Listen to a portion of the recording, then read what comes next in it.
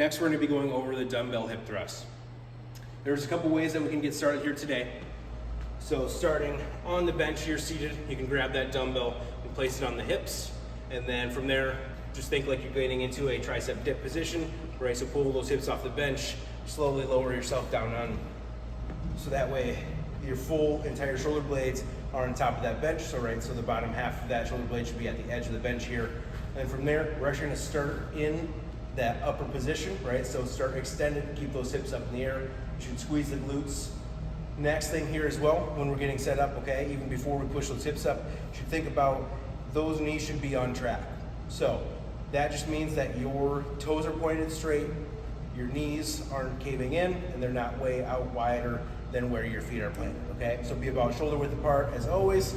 From there, making sure that just everything is in line. So shoulder blades to the top of the bench, hips starting low, see where your feet are, see where your knees are. From there, extend all the way, squeeze those glutes, engage that dorsal flex at the abs. And from here, try to relax that head, try to make sure that hips to your head are in line.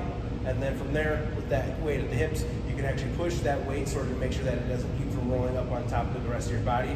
But as you push down to the ground, right, we're thinking about sinking your hips, your butt all the way down to the ground if you can, or as much range of motion as you can. And then from there, drive through the bottom side of your feet, right? So think about pushing through the ground.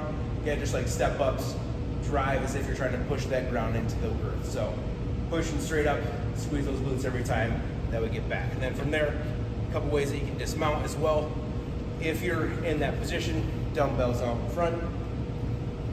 So if hip is here or dumbbell is here, you can either go all the way down to the ground, sit, and just try to roll it off side to side. Either way is fine.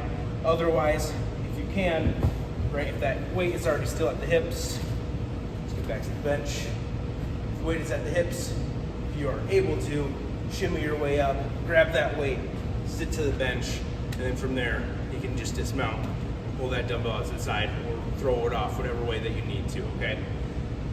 Second way that you can do, I actually just showed you to get set up for that hip thrust. It's very similar to what we do with the barbell, right? So if we're putting that weight on to our hips at the bottom, and then sort of get your elbows on top of the bench, really pull up so that way your shoulders can get up, release those elbows, hit weight stays at the hips. Then same thing on the way back down or on the way up, right? As you mount or dismount that weight, whatever one that you're using, if you're using a dumbbell or barbell, it's the same exact motion.